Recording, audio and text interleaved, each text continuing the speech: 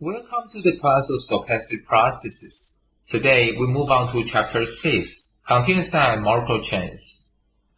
Continuous Time Markov Chains, abbreviated as CTMC, is just like discrete time Markov chains, except for that time is continuous right now. But remember, regardless of discrete time Markov chains or continuous time Markov chains, both of their states are discrete. T is greater than or equal to 0 is a CTMC if for all s and t greater than or equal to 0 and non-negative integers ij, u from 0 to s. If this Markovian properties holds, then this stochastic process is called CTMC. And specifically, this Markovian property states the conditional probability of future state given the present state and the past state is equal to the conditional probability of the future state given only the present state. That means the past state does not affect the probability of future event.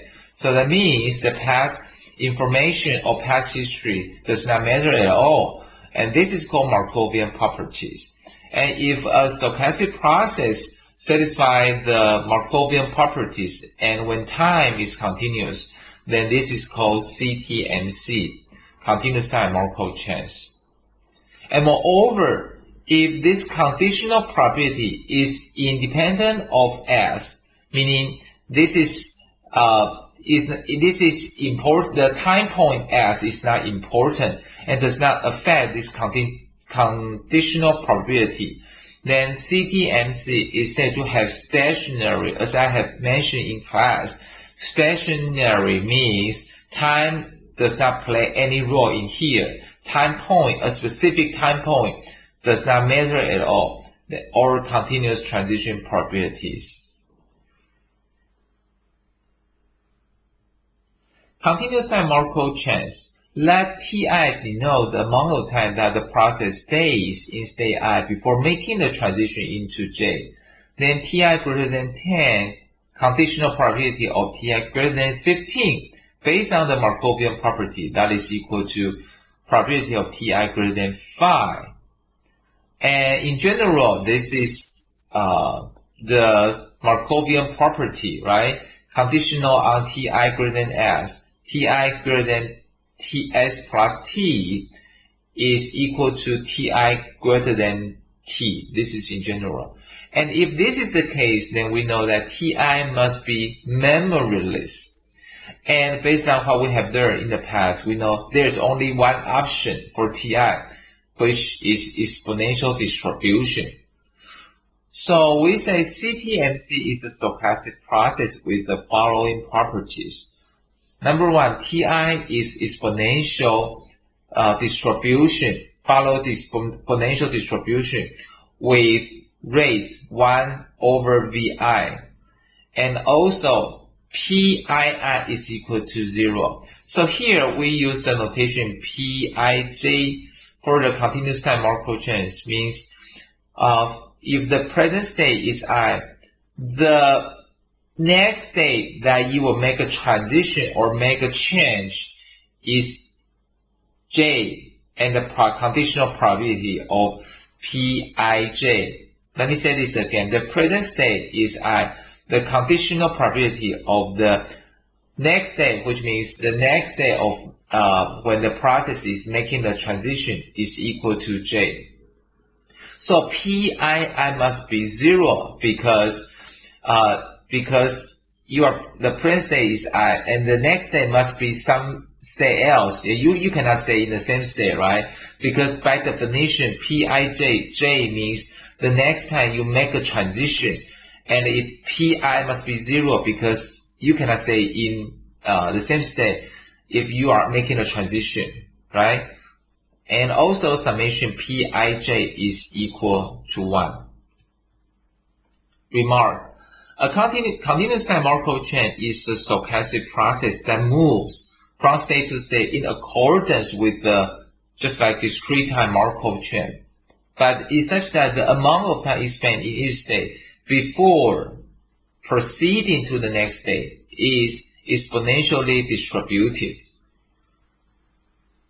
Birth and death process. If we define the state as the number of people in the system, and suppose there are n people in the system, then number one, the inter-arrival times between arrivals is exponentially distributed with parameter lambda n. And number two, the inter-arrival times between people who leave the system is also exponentially distributed with rate mu n.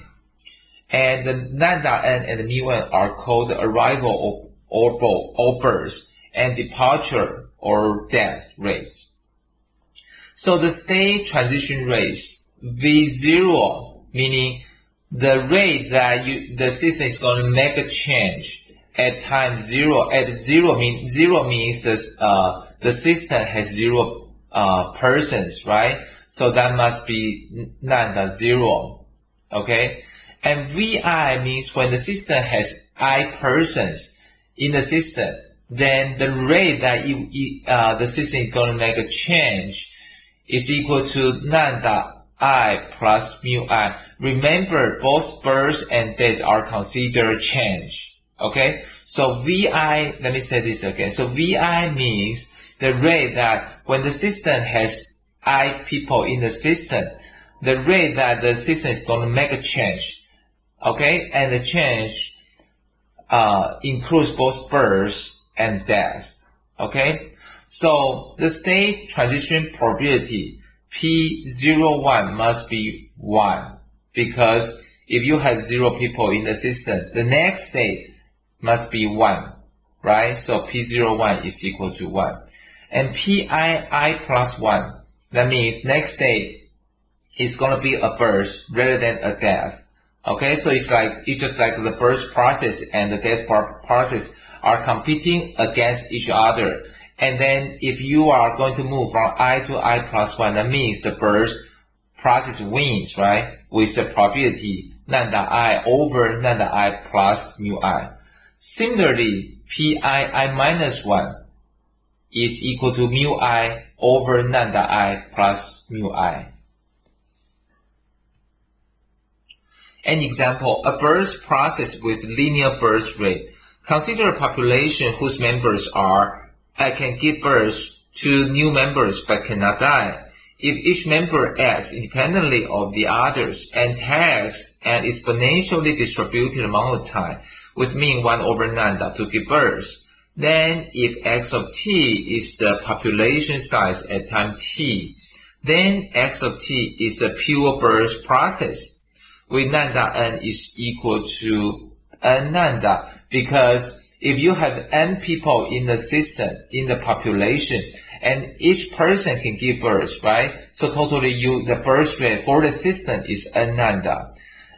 And because we said all the members will not die, right? So this is a pure birth process. And actually this pure birth process is known as the Ewell process after GU, who use it in this mathematical model of to describe the evolution. And let's recall that departures never occur in Poisson process, which we have learned in chapter 5, where the time between successive arrivals is exponentially distribution with mean 1 over lambda. So Poisson process is actually a pure birth process. Another example, a shoe shine shop. Consider a shoe shine establishment consisting of 2 chairs, chair 1 and 2. A customer upon arrival goes initially to chair 1, where his shoes are cleaned and polish is applied. After this is done, then the customer moves on to chair 2, where the polish is above. The service time at the 2 chairs are assumed to be independent random variables that are exponentially distributed with respective rates mu1 and mu2. Suppose that potential customers arrive in accordance with the Poisson process, having rate lambda, and that a potential customer will enter the system only if both chairs are empty. So if we perform the analysis, there will always be 0 or 1 customer in the system, right? Because once there is a person in the system, no person will be allowed to enter the system, right? So it's either 0 or 1.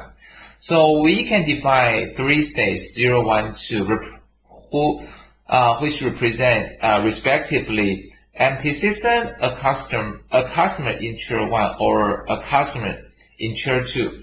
So V0, once again, that means when the shoe shine shop has 0 person in the system, and the rate that system is going to make a change is equal to lambda. Because when the system is empty, then there will only be a birth, right, or arrival. There cannot be any departure, right? So only lambda.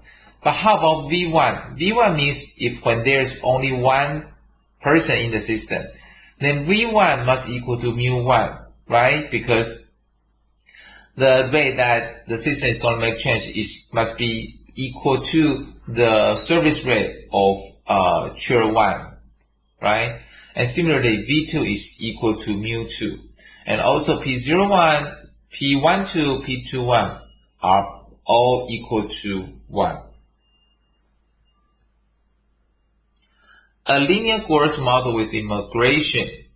So if we let mu n is equal to n mu, that means departure rate, and lambda n is equal to n lambda plus theta, so this is the birth rate. And this is called, this is called linear growth process with immigration. And such process occur naturally in the study of biological reproduction and the population growth. Each individual in the population is assumed to give birth at an exponential rate lambda.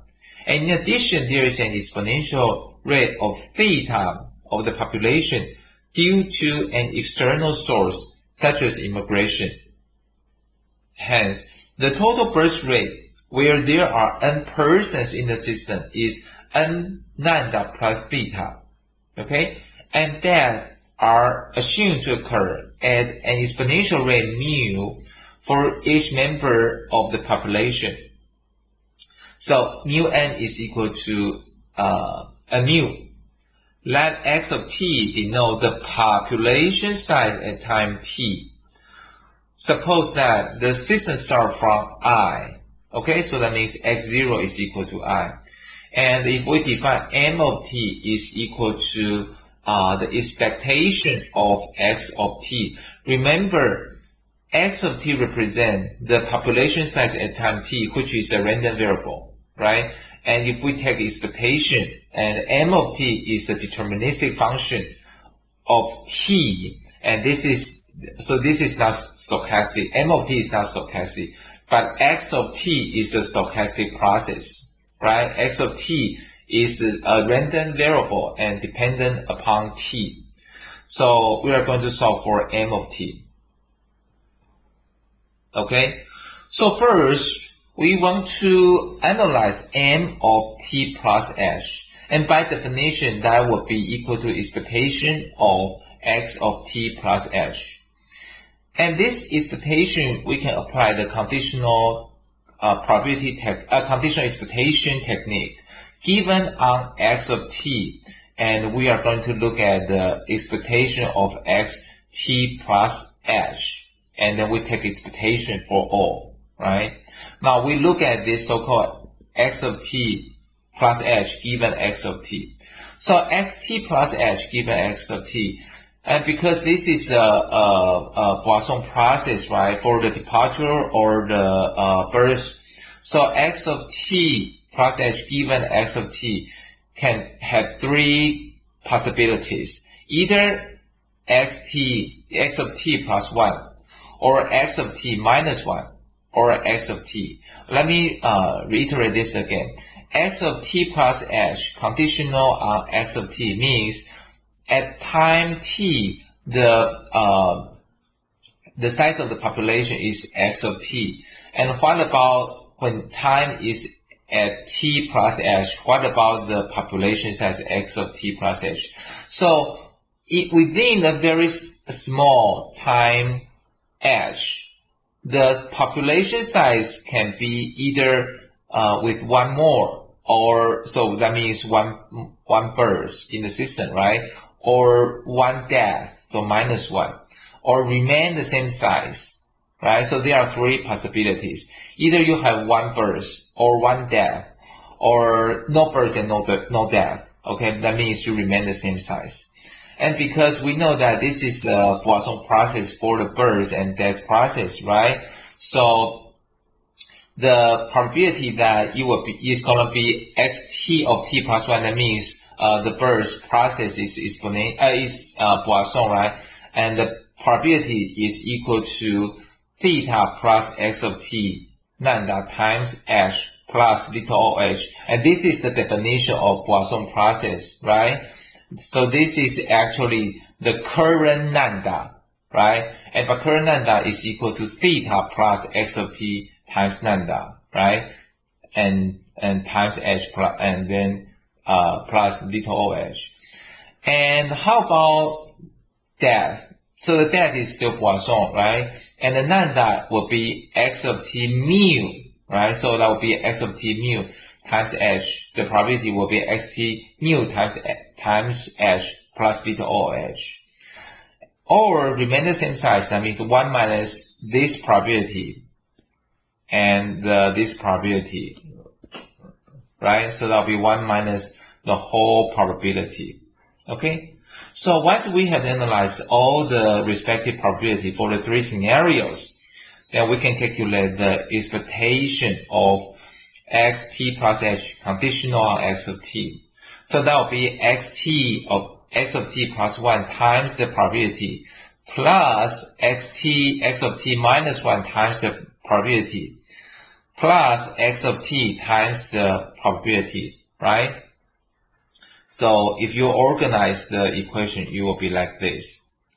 Okay? And then we can take expectation on both sides. So we take expectation on this, so that will be expectation of this, and take expectation for every items on the right hand side. So that will be expectation of x of t plus expectation of this plus h times h plus expectation of little o of h, right? Now, this by definition is called m of t plus h, and this expectation of x of t is by definition is called m of t, right? And if we kind of put lambda and mu together, so basically we have lambda minus mu, then take expectation of x of t, right? So that is m of t and times h plus you have theta h here, right? You have theta h here, so you have theta h and the little o of h. And recall that theta h is nothing random, so with or without taking expectation does not matter, right? So you can simply put it like a theta h. Okay? So now we can divide it by h on both sides. Okay? So the left hand side is like this, and the right hand side would be like if you divide by h, so you are left with lambda minus mu times m of t plus theta plus little o of h divided by h. Okay? Then we let h goes to 0. And the left hand side, by calculus, the knowledge we learn in calculus, this is the definition of m prime of t, right? The derivative basically. And the right hand side, if we let h go to 0, then basically, because this has nothing to do with h, so we are left with lambda minus mu m of t. And when h goes to, if we let h goes to 0, and then basically we are left with theta here, right? And this goes to 0, right? Okay. So now we have m prime of t is equal to lambda minus mu m of t plus theta. And this is actually a differential equation. Okay, so in what follows, I'm going to demonstrate how we're going to solve the differential equation. Okay, so if we let h of t be lambda minus mu m of t plus theta. And actually this is n prime of t, right? Okay, and then we divide into two cases. Either lambda is not equal to mu or lambda is equal to mu. Okay, so when lambda is not equal to mu, then we take derivative on the both sides. So h prime of t is equal to lambda minus mu n prime of t because we take derivative on both sides, right? And we take derivative theta, take derivative with respect to t, and this is a constant, right? So that will be 0. Okay, so we have nothing here. Now I move lambda minus mu over to the left hand side. So we have h prime of t divided by lambda minus mu, and that is equal to n prime of t. Okay, so, and what is n prime of t? N prime of t, we know that is lambda minus mu times m of t plus theta, right? And we know this is h of t. Okay, so in summary, basically we can swap the h of t and lambda minus mu. So basically we have h prime of t divided by h of t because we kind of swap these two things, right? And that is equal to lambda minus mu. And then we can take integration on both sides, right? Take integration on both sides. So we have log h of t, and you take integration, so you become lambda minus mu t. Remember, you have a constant c here. Okay, so now you can solve for h. So h will be like this. Okay, but h is actually theta plus lambda minus mu m of t, right? And that is equal to, we have known this is capital K exponential lambda minus mu t. Okay, so basically m of t, we can solve for m of t here, right? And we know that the system starts with I. Okay, so that means m of 0 is equal to I. So we can solve for k. So k is equal to theta plus lambda minus mu I. So you just plug in k into m of t here. So you get m of t. And how about if lambda is, the second case, lambda is equal to mu? If lambda is equal to mu, then basically if we look at this, then h of t is equal to theta only, right? Because lambda is equal to mu. This is, this item is actually, cancelled. Okay? So h of t is equal to theta. That is n prime of t. So that means n prime of t is equal to theta. So n of t is equal to theta t plus I.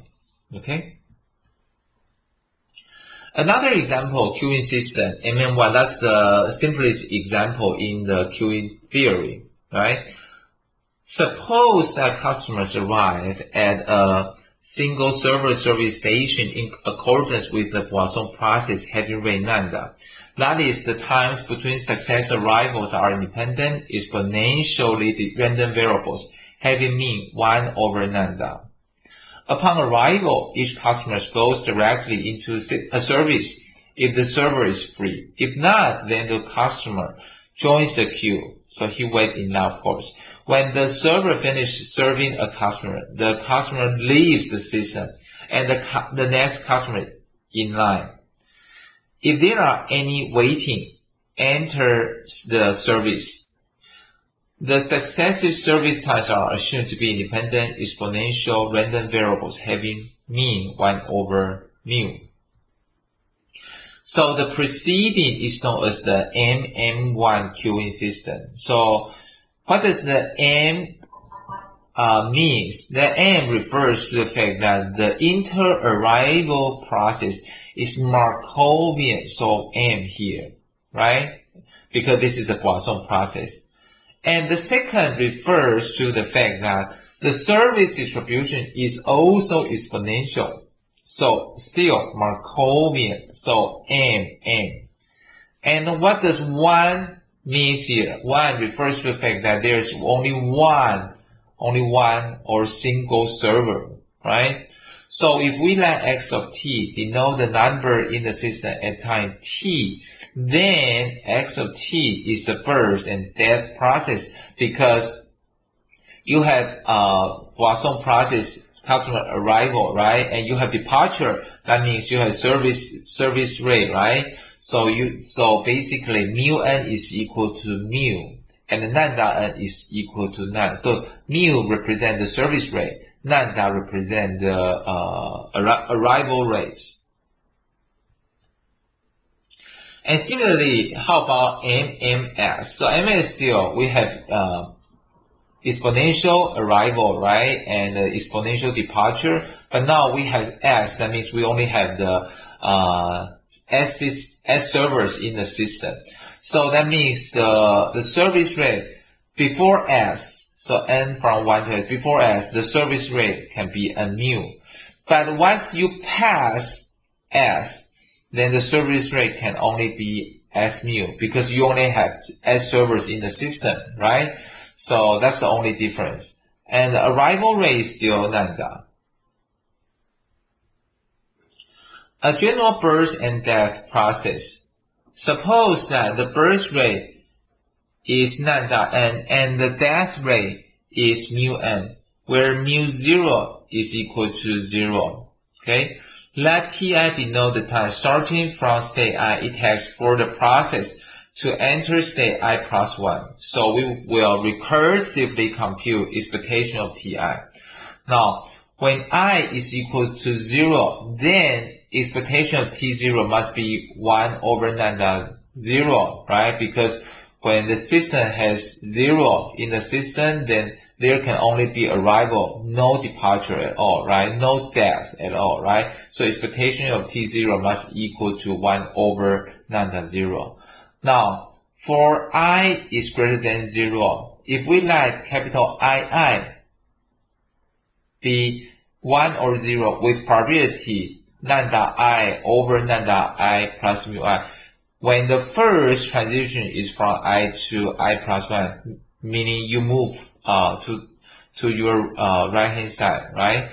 Or 0 with probability mu I over lambda I plus mu I, if the first transition is from I to I minus 1, so you basically you move to the left. Okay, so the expectation of Ti conditional on II is equal to 1. And so basically we have two processes, birth and death, right? You can move to the right or move to the left. But conditional on the first transition is equal to, the I is equal to 1. That means the first transition is actually moving to the right. Then expectation of Ti, okay? That means, let me remind you, is Ti means the time starting from state I, it takes for a process to enter I plus 1, right? And because you have known that II is equal to 1, so that means you have known that this is moving to the right. So expectation of Ti must be 1 over lambda I over mu I. Okay? But how about if we know that first transition, okay, is making a move to the left? Then basically you start from I, right? And you have known that first transition is moving to the left. So you are now in I minus 1, right? So the time it takes to move to the I minus 1 is 1 over lambda I plus mu I. And because you have moved to I minus 1, right? So the time it takes to move from I minus 1 to I will be expectation of Ti minus 1, right? But eventually you would like to move to I plus 1, right? So it still takes expectation of Ti to move from I to I plus 1. Okay? Let me reiterate the whole thing again. So basically conditional II is equal to 0. That means the first transition is moving to the left. So you have moved from I to I minus 1. But the time it takes from I to I minus 1 would be 1 over lambda I plus mu I, right?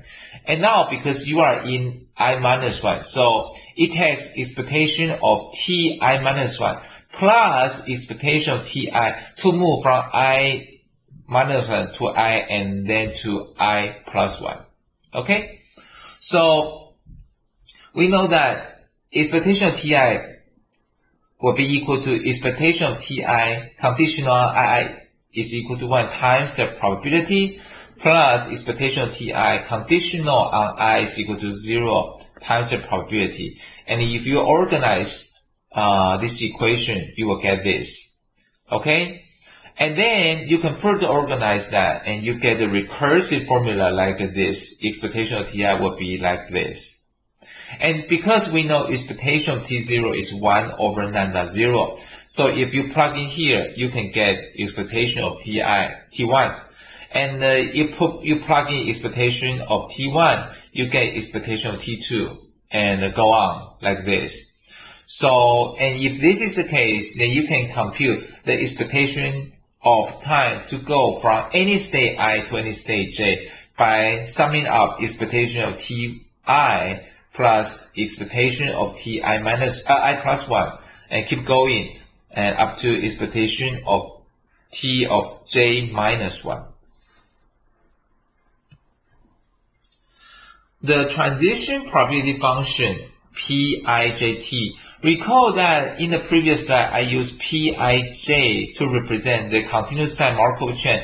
If the present state is I, the next move, the next transition will be j, this conditional probability. So Pij, j means the next move, so it has to be different from I. Okay? But now this is different notation. Pij of t. We use Pij of t to represent that if your the current state, for example, x of s is equal to I, after t, time t, so that means x of t plus s, right, is equal to j. And if this is the case, then, Pij of t, this j can be the same as I, because for example, Piit, that means after time t, what will be the probability that you are still in state I? Okay, so these two notations are different. So you have to differentiate these two notations. So consider a pure burst process. If we let xk represent the time the process spent in state k before making the transition into state k plus 1, okay, then summation xk means the time it takes until the process enters state j, right?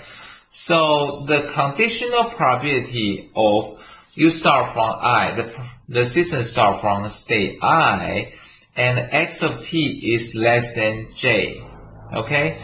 And that is simply equal to the probability of summation of the time between between transitions, the summation of all the summation of times of all transitions greater than t, right? Because x of t is less than j. That is, and that if and only if xi plus xi plus 1 plus up to xj minus 1 is greater than t, right?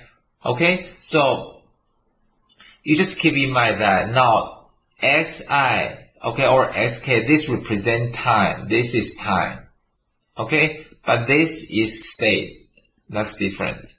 Okay, so in plain words, x of t is less than j. That means at time t, the system state has not reached j. So that means the time it takes, the system takes from I to j minus 1 must be greater than t, right? And if this is the case, then x of t less than j. This is the relationship, if and only if relationship, right?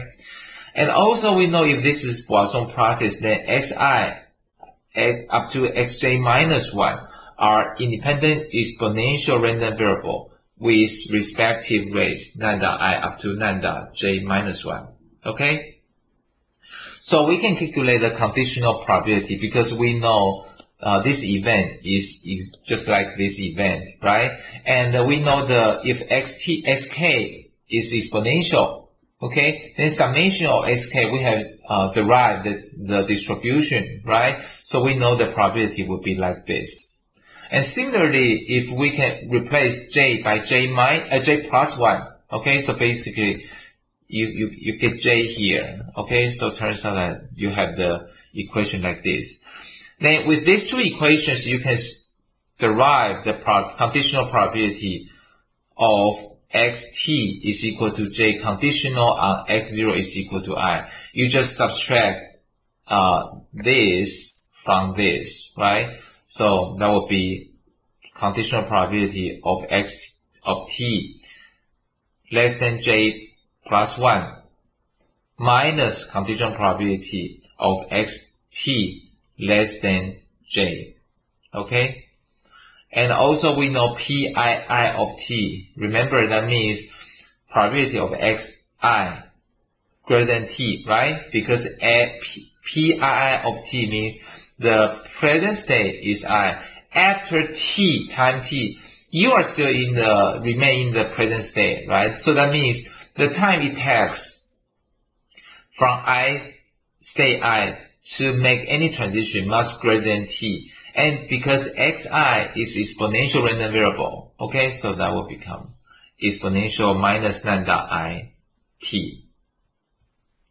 So all the above statements can be summarized in this proposition. So we can get a pure burst process that's actually Poisson process, right? We get Pij of t, the expression for Pij of t, and the Pii of t.